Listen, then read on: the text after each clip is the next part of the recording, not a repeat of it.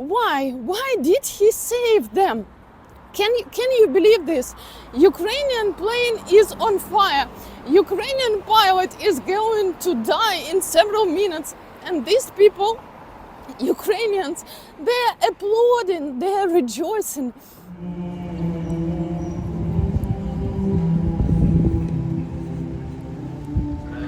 Така ціна незалежності України, така ціна волі, свободи, життя. Now you have a real Nazi. I speak Ukrainian. I wear vyshivankas. Thank you, Russians. Thank you.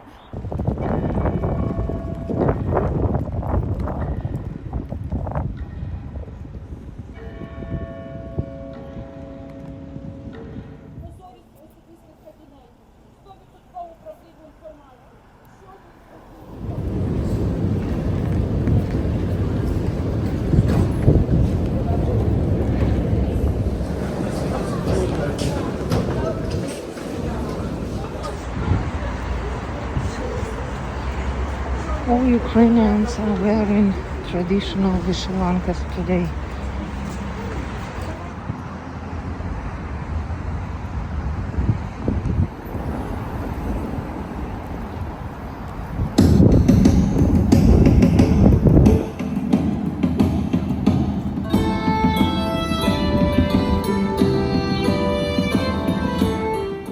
Hello everyone, greetings from the capital of freedom. In this video I will show you how we, ordinary residents of Kiev, live in our city during the war. Today is the 24th of August, and you know, today is a very special day. Today Ukraine is celebrating its Independence Day. Happy Independence Day, invincible Ukraine. Happy Independence Day to all freedom fighters. You know, my dear friends, Ukraine has been fighting for its independence from Russia for more than 300 years. And it seems when in 1991 Ukraine officially gained its independence, none of the Ukrainians properly appreciated that fact, because everyone was busy with the attempts to survive the economic crisis which followed the collapse of the Soviet Union. Yes, Ukraine gave its nuclear weapons, all its weapons. Ukraine ruined and destroyed all the missiles. Ukraine gave to Russia dozens of aircraft which is being used right now to bomb peaceful Ukrainian cities. You know, my father, like my husband, served at the Air Force, and he told me that Ukrainian pilots were crying when they saw their planes being destroyed just in front of their eyes. It seems it's a kind of law of nature, law of life. If you do not appreciate something, it might be taken from you. You may lose it. So now everyone is paying extremely high price for the independence of our country. Okay, will you give me any examples from the history? I can't think of any example. Okay, maybe the Jews, yes, they have suffered a lot, but not because of one country, one bloodthirsty country, not because of one aggressive and bloodthirsty neighbor. So, happy Independence Day, invincible Ukraine. You know, all mass gatherings are forbidden, but Ukrainians are smartly dressed. They are wearing vyshivankas. Look at my vyshivanka. This embroidery is called in Ukrainian kvit. Kvit is translated like flourishing, like a new life. So, is it possible to start a new life? Sorry, I'm a little bit sick. Sorry for my voice. Today I decided okay, I can't help but I will share this story with you. It seems to me that yesterday I was given a kind of a sign. It was a kind of greetings from my husband. You know, my husband is a high-profile pilot. Yes, I'm still using is. Russians killed him. Most of you know this story. But yesterday, okay, I will tell you this story briefly. I will try to tell you this story briefly. Yesterday I visited the children's hospital because I needed to get a kind of school certificate for my son. On the 1st of September, all school children should bring these notes from the hospital to school. I have known our doctor for more than 15 years, and she allowed me to come without my son because we visited her a week before, and she knows that he is okay. So I came and I saw a new nurse. Maybe the nurse is not the right word for her position. Okay, let's call her the doctor's assistant. She wrote me that note, but she was acting very strangely. She was staring at me all the time.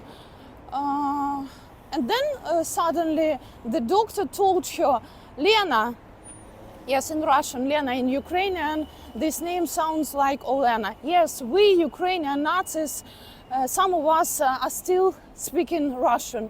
So she said, Lena, yes, it's her. This is his wife. You may talk to her.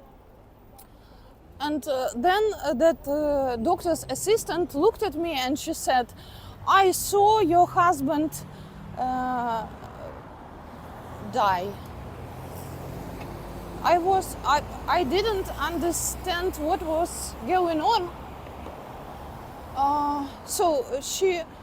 But automatically I put on recording on my phone, not because I wanted to make a video, just for myself to analyze then her story and to give this story to listen to my kids. So I have, I think, a unique documentary, a unique record of a person from Donetsk region. Yes, Donetsk region, which has been bombed by Ukrainians, you know, this favorite Kremlin narrative. So I have a unique 12-minute story of a person from Slavyansk. You know, now Putin wants Slavyansk, Kramatorsk and Pokrovsk. Okay, Pokrovsk.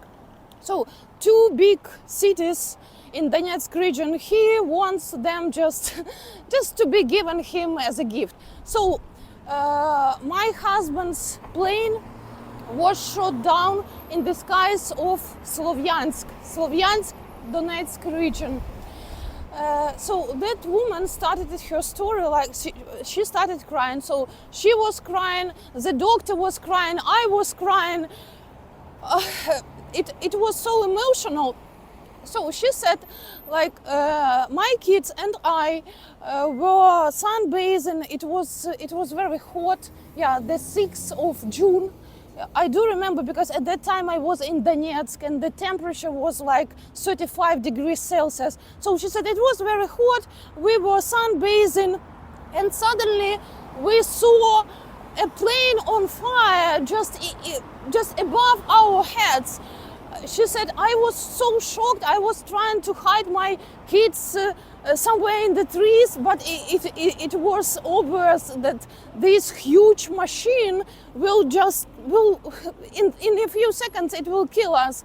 And then she said the pilot probably he saw us because the plane was already on fire. So the pilot was trying to land it somewhere far from people. So she said every year or every month, I don't remember, she said, for all these years I'm lighting candles for your husband because he saved us. And I told her one more thing. Russian, sorry, I'm very emotional. So Russian terrorists, after they had shot down the plane of my husband, they posted several videos. So one video showed a plane on fire, and it was clear that the pilot was trying to land it somewhere. And another video showed people who were looking at that plane on fire, and they were applauding. So these people, can you imagine? I gave many interviews and I said many times, why did he save them? Can you believe this?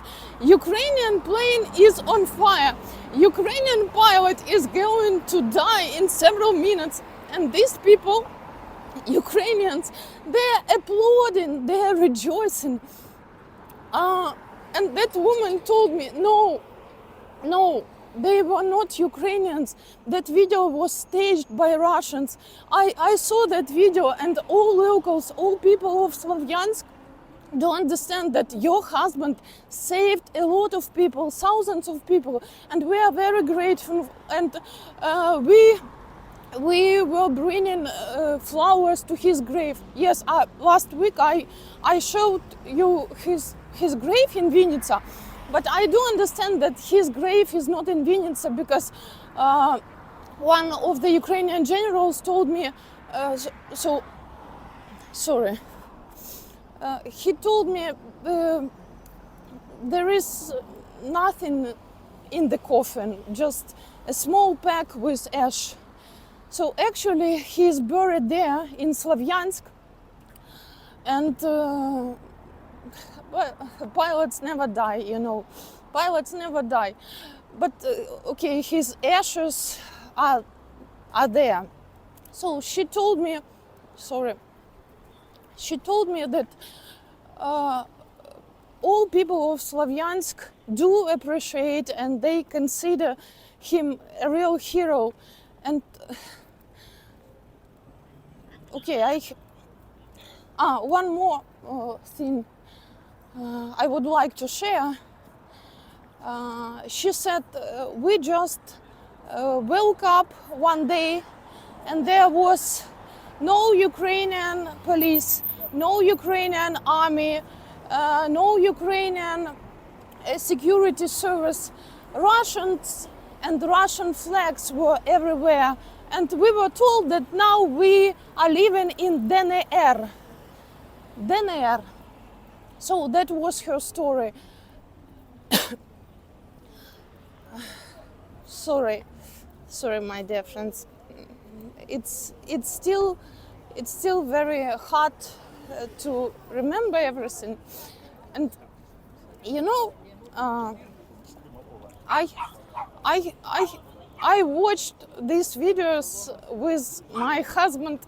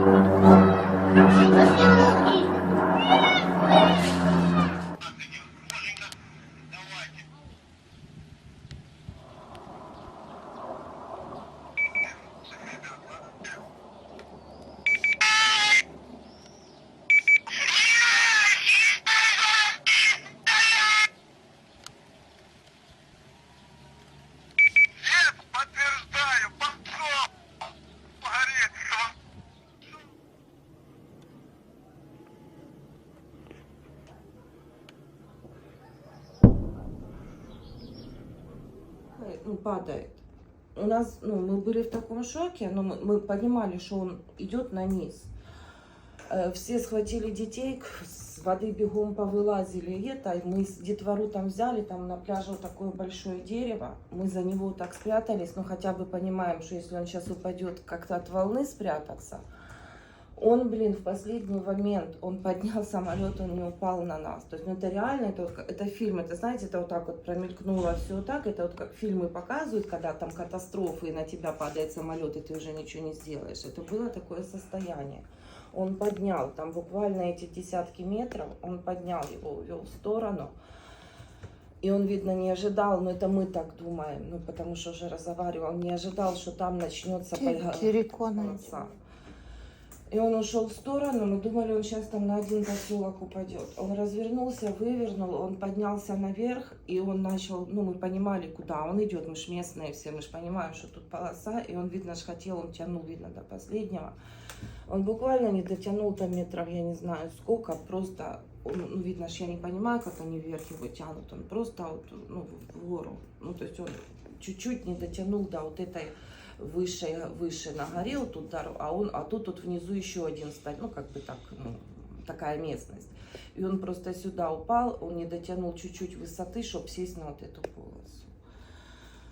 Я 11 лет верила в этому видео, там, где все хлопали в ладоши. Нет, я честно говорю, я хожу, ставлю свечки, потому что когда он упал, я понимаю, что на той стороне у меня ребенок, и я понимаю, что это он упал на дома, где это. Я бежала, вы не представляете, как я бежала.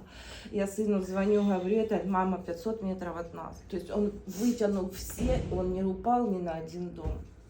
Это, ну, я не знаю, меня, во-первых, всем рассказала, что вы тут мама, что вы есть женщина, нет.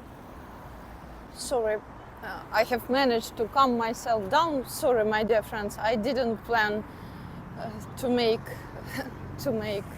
such videos, but I just feel very sad. So I just want to explain why I told you that story. That woman, that doctor's assistant, she saved me. She gave me the best present, because for many years I've had a very special attitude. I'm trying not to use forbidden by YouTube words. I've had a very special attitude to those so-called Ukrainians who were applauding to my husband's death. And now when she told me that that video was staged and they were not Ukrainians, they were Russians, this is the best present.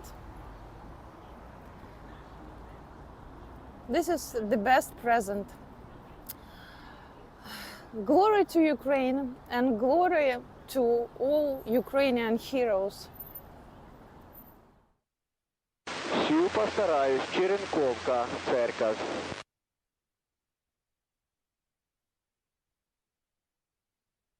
Правый горит, ухожу на базу. Включена. Туши, Паша, туши, блядь.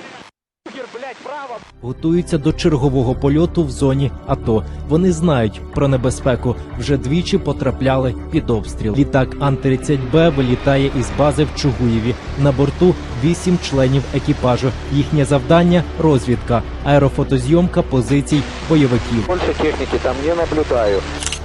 Літак вже над окупованим. So now every Ukrainian is paying extremely high price for the independence of our country. Some people have lost their homes, some people have lost their loved ones, some people lost their leg or arm, but we will never be kneeling, and we will never agree for any occupation by Russia. Never. Because we have paid extremely high price.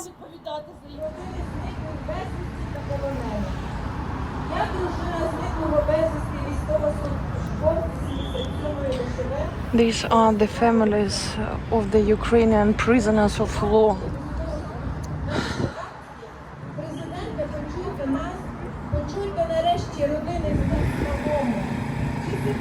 All these people are holding pictures of the missing Ukrainian soldiers. Вона всюди його шукає. У мережах, у вікнах вагонів. Ні сторінками перегортає, десь за метром переводні. Right now this woman is citing a very emotional verse.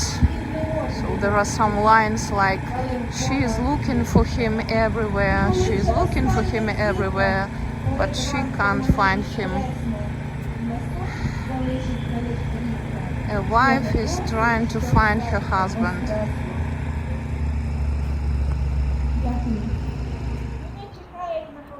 Thank you, Russians.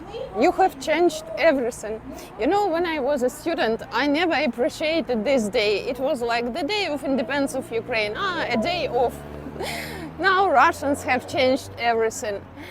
I used to speak Russian all my life, you know. I was born in Ukraine, but I spent my childhood in Belarus and in Poland. All the books I read were in Russian, so it wasn't a problem for me. Now you have a real Nazi. I speak Ukrainian, I wear vyshivankas. Thank you, Russians. Thank you. We have never been so united like we are now. За захисниками, захисницями України.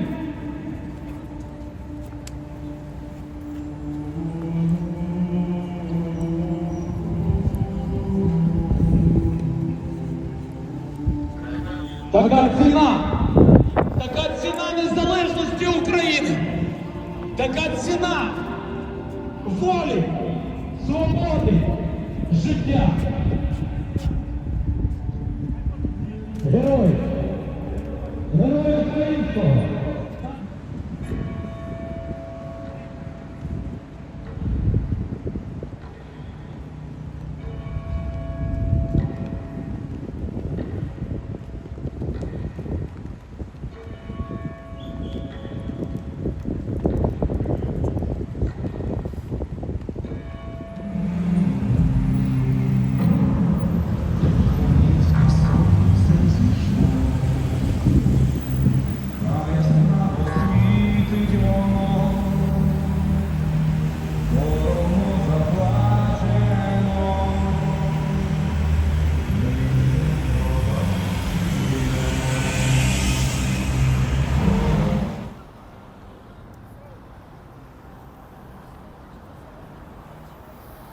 So, you have just witnessed the price we are paying. Another farewell ceremony. I don't know.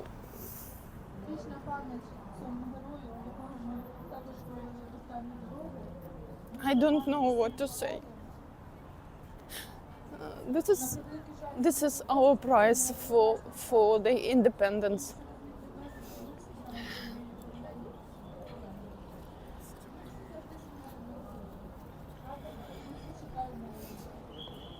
Thank you for watching. Pray for Ukraine and goodbye.